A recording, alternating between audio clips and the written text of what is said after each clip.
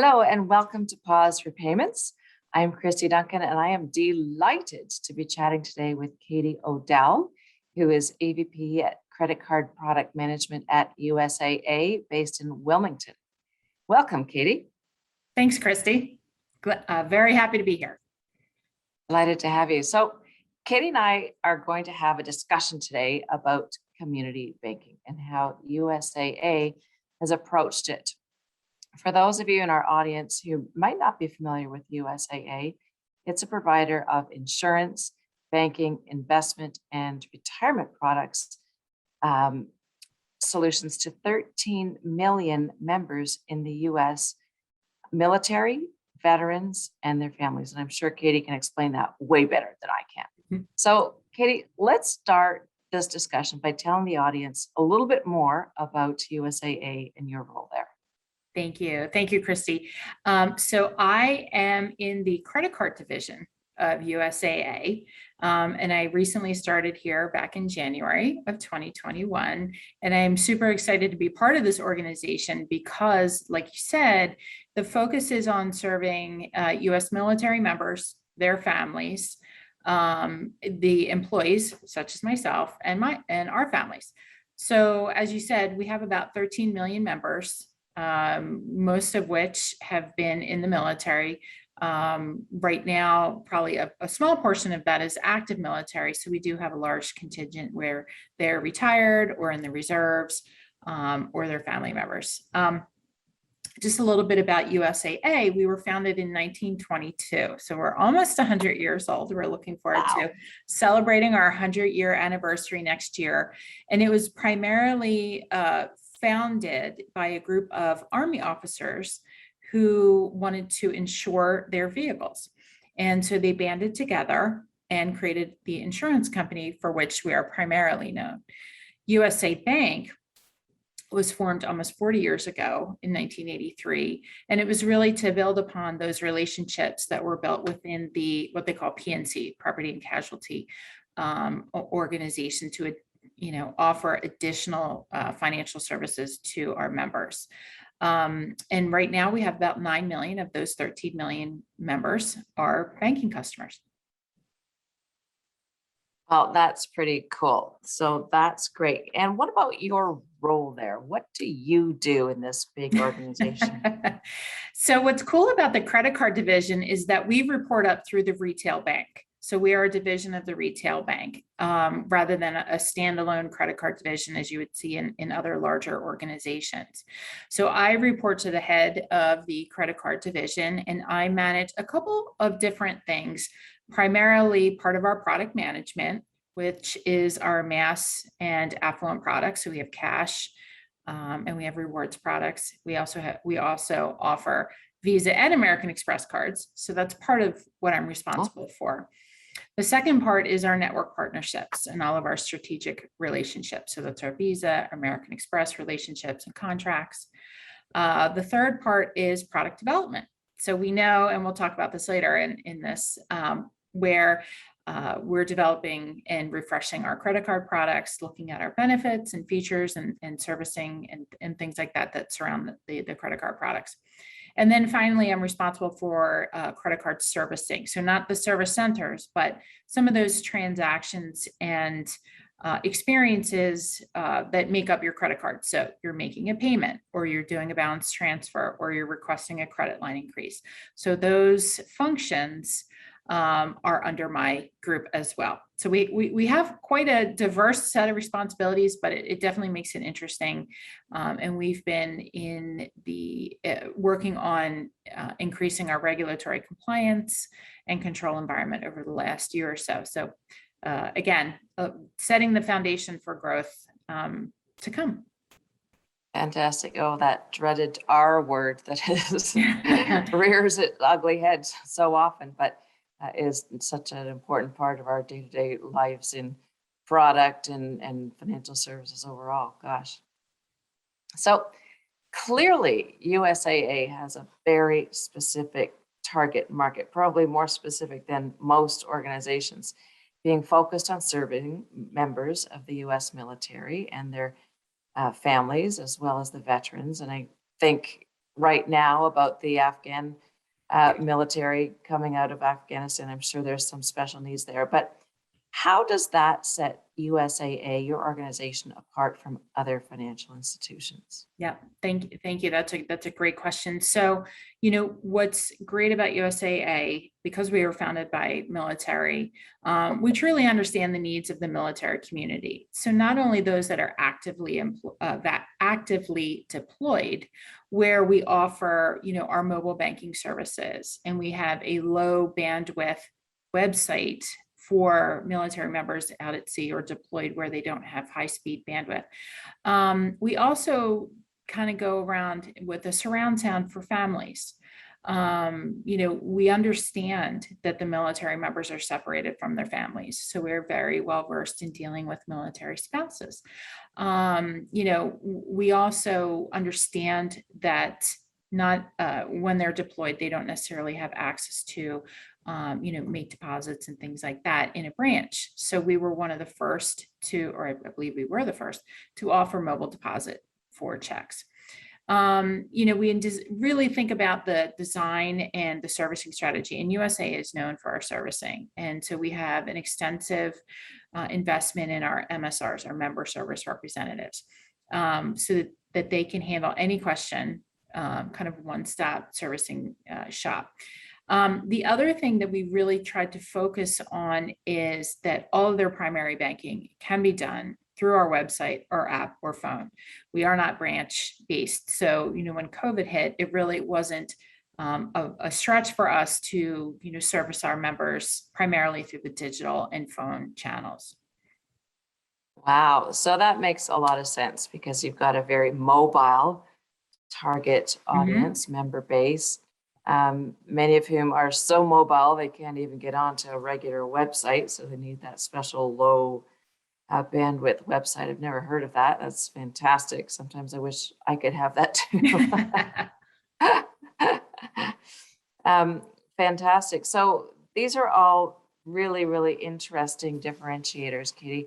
I want to talk a little bit about this global pandemic, and certainly it's created opportunities and challenges for financial institutions. And of course, USA being a big financial institution is going to be impacted by this pandemic as well. So what do you see as the biggest challenges for USAA over the next 3 years? And then on the other flip side of that, what are the biggest opportunities? So I think they go hand in hand. So as I mentioned, one of the reasons, one of the areas that I'm responsible for is product development and servicing. And it's really about how we can build upon our brand reputation for being a leader in the industry, the banking and the credit card industry, in our servicing capabilities. So how do we the challenge will be is how do we continue to innovate, streamline our digital servicing capabilities so that it's intuitive, so folks don't have to click through several pages to do something, so that things are intuitive and easy to find. If they need help, they can click to call, as well as updating and refreshing our credit card products and some of our other banking products to make sure that we are relevant and staying in lockstep with our competition. So I think those are two of the big things that we are focused on right now in terms of what I'm thinking about, and what drives me every day is how do we build upon that brand reputation that we already have. What we were able to do during COVID, as many banking institutions were, we allowed our members to delay payments. We were able to waive fees. We were also able to offer additional payment assistance and delay payments to support our members. So that, combined with some of the stimulus payments, it really helped our members be able to stay afloat and take care of things, other pressing matters such as paying rent or their medical expenses. So we want to continue to build on that. And with the increased control environment, we're able to look to automate and create efficiency there, as I'm sure a lot of us in the industry are. But then how do you make sure that our members are able to, reduce the pain points, reduce friction, and that's a buzzword in our industry. But to make it easier for them to do balance transfers, for them to change, from one product to another as their life stage changes. So those are some of the things that we're going to be working on over the next, 1 to 3 years, just for a short time frame, but, and then see where the market takes us and see how our members respond, and then continue to innovate and update our products and services from there. So fascinating. And of course, you're right, building that brand and maintaining that brand, because you have such a very specialized service offering for a very, very narrow niche market. It's really important that you maintain that. That's cool. So things are moving. We've got digital happening all over the place, and innovation and cross-border and automation is just incredible. Change is inevitable, and we've seen this pandemic really push forward that change and innovation agenda. Are there aspects, Katie, of banking that may have changed due to the pandemic, which you think may or may not return to the pre-pandemic state? Well, definitely. And I think we all feel this, that ability to, have a Zoom conversation with your banker, to be able to make a mobile deposit or to use an ATM. I think what the pandemic did do was really drove folks that may have held out, late adopters, in terms of banking through the web and conducting their financial services through those remote channels. I think it really forced the hand for folks to adopt that. And what was great is that they found that it's safe and reliable. And I've been in banking for a long time. I won't tell you how many years, but a long time. And, I remember back in the 90s, the mid 90s, when we started to launch web banking, internet banking, and folks were a little hesitant to mail in a deposit. And now it's ubiquitous. Everybody can do it. All the banks have capability. And I think consumers are really starting to trust that they are able to do that, especially with, bill pay and, paying from one bank to another, making your credit card payment, not necessarily mailing in a payment, but paying through auto pay. So I think it really forced the hand for folks to adopt the digital channels that they may not have done in the past. And of course, from an industry perspective, the likes of online shopping and being able to load your card into a mobile wallet so that you didn't even have to think about it. And I'm sure many of us, we might not know our credit card number, but we probably know our CVV code, because that's the only piece of information that we are being asked for, for some of our, online purchases. So I think and again, someone who's been in the industry, it's been exciting to watch that adoption that's been out there for technology and for capabilities that have been out there for, 15, 20 years. I think from an industry perspective, where folks, lenders had kind of pulled back because we really didn't know what we were going to hit in terms of the pandemic. It's good to see that lenders are loosening up their criteria, coming out with new products, coming out with campaigns and bonus offers and things like that again. So you start to see the market reopen, and folks are coming back to utilizing credit cards, taking things, loans, and using their credit cards for home improvement and things like that. Projects that they had put off. And we all know home improvement shot off the charts during the pandemic because we were all looking for things to do. So I know I'm guilty of that for sure. So yeah, I love this digital adoption, how that agenda has really been pushed forward. Like, what do they say? 5 years worth in 5 months or something? exactly. Just incredible. And that's a global thing that's happened, not just US or in one particular market. So this is really interesting. There's something that USAA does, I think, in a very special way. And I want to kind of talk a little bit about you as a financial institution with this very focused target market. Can you share a little bit about USAA's approach to building customer relationships? I know that's really key, and I'm curious as to how you do it. What's your secret sauce? So I think the secret sauce is building the trust with our military partners. And, one of the questions that we get asked when we are interviewing to work here is, why do you want to work here? What's your affiliation? And and I could go on, for 10 minutes just talking about that, but, my two brothers were in the Air Force. They both work for different branches of the government now. So they're still, service to our country. My father was in the Navy. My grandfathers were in the Army, and my children, my twin sons, go to a military academy. So it is in our DNA. And my one brother went in the service in 1984. He went in the Air Force, and he's been a customer since probably 1985, 1986. In fact, when I told him I was coming to work here, he said, "I've been with USA so long, I don't remember when I wasn't." And one of the things he said to me is, when I need something financially, I always go to USAA first. If they don't have it, then I go somewhere else. But he really does look for USAA for insurance. They just bought a new car. They check the rates and their car loan through USAA.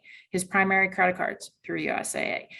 His children, again, military members and their families, their first checking and savings accounts as kids, as teenagers, were with USAA. So I think it's, when folks enlist in the service, USA is one of the first things that is offered to them as part of, hey, now that you're a service member, you can take advantage of everything that USA has to offer. And then those relationships just build over time as, folks move through their life cycle. You don't necessarily need everything as a new recruit, but you know what? When you get your first car, when you buy a house, you need a personal loan, or you need credit cards, you need banking. And again, having that mobile capabilities really helps when folks are deployed or traveling around the world. So it's really a focus of the company is to continue to identify and meet the needs of our members. And I will tell you, I'm in the office today in Texas. I work here because I'm from Delaware, but when you walk through the halls, there are posters and like smart boards with stories. They call them member mission moments. It's very important for us to remember, and it's on every presentation. It's on every wall. Why are we doing this? Well, our mission is to serve the members. And so we are constantly reminded, and it's a great reminder, who our members are. And especially, you mentioned at the beginning of this conversation, the situation in Afghanistan. We had a special 1-hour session with our CEO on Thursday last week, where our employees, and again, a lot of employees are former military, got to talk about how they feel. And that's not something you would see in every company. So again, it really brings us and reminds us why we are here and what we are doing. And so it grounds us, and you'll hear people say it grounds us in the mission. And I truly believe that. And that's why I'm very lucky and very happy to be here. And it gives a sense of purpose behind, it's not just selling a credit card, but we're really trying to meet a financial need for somebody that, like my brother, has devoted their life to serving our country. That's such a great story. I love how it's right in the DNA of the organization. Of the people who work there, you and your family and your ancestors, your father, grandfather, brothers. That's fantastic. And these mission moments, just pictures to remind you, this is who we are serving, and put a real face on that. That's fantastic. So clearly it's done well for you over the past 99 years. And I'm certain it'll get you over that 100-year milestone. Exactly. For next year. Fantastic. This has been a great discussion, Katie. I'm hoping that you'll help me with this last question, which I always ask to all of our Pause for Payments guests. And that is, if you were to give career advice to the rising stars in our audience, what would that be? Are there a couple of nuggets that you might share with them? Gosh, I know that you only asked for one short answer, but I started out as a customer service rep when I was in college. And one of the biggest pieces of advice I give to young women is get your education and stay relevant. When you're in your 20s, get your master's degree. Most of the job descriptions these days are bachelor's is required, master's is preferred. And you don't want to be that one that your resume isn't even on the pile because you don't have a master's degree. So if you have the time, get your education. I went back to school 4 years ago and got my doctorate in business. DBA. Not that I'm saying people need to do that, but it was one of those things that I always wanted to do, was to be a doctor and be a college professor. So it's kind of like my second job is teaching ethics in business, or something that I'm really passionate about. But it is the one piece of advice I do give to everyone that I mentor or I speak with, is to keep your skills relevant and make sure that you are keeping your eyes open, your options open. Set up those virtual coffees, network, build relationships. I cannot stress how important that is, and never burn a bridge in this industry, because it is very small. So, keep a smile on your face, be positive, work hard, and, build your brand and make sure that people are aware of who you are and the good work that you do. Oh my gosh, that was like 50 things all I know. crammed into That's why I was like, I minutes. can't just pick one, but it is kind of this package that I put together. If I have an elevator speech, that's it. Yeah, and it means so much more. I know I'm kind of towards the end of my career, but it means so much more now, looking back on, what to unpack some of these things, building your network and keeping your skills current, and connecting with others, not burning bridges. Like, it means so much more now that you've kind of had some experience in the market and in a business context to Right. really bring that to life. This has been fabulous, Katie. Thank you so much for sharing your insights. I love what you're doing at USAA. I love those mission moments, and I know I could use a few just to remind me of who my clients are and why I get up in the morning every day. But Exactly. I love the way you bring it to life. Thank you so much for sharing. Thanks, Kristy. Thanks for having me. And I'm super excited to be part of Women in Payments. I'm very proud to say that I'm the sponsor here at USAA. And I know our organization was very happy when we formed this partnership. So I'm really looking forward to growing the organization here and working with you in the future. So thanks again for having me. Oh, it's our pleasure. So just for our audience who may not know, USAA is the Women in Payments first corporate chapter. And we run monthly chapter discussions about various topics, all centering on career development. And we're delighted to partner with you to do that. So thanks for that opportunity. You're welcome. So this has been a fantastic discussion. Thank you, everybody, for listening. I encourage you all to join us online for the many other Pause for Payments webinars that we host with inspirational leaders like Katie around the world of payments. Thanks, everybody. Thanks, Kristy. Have a great day.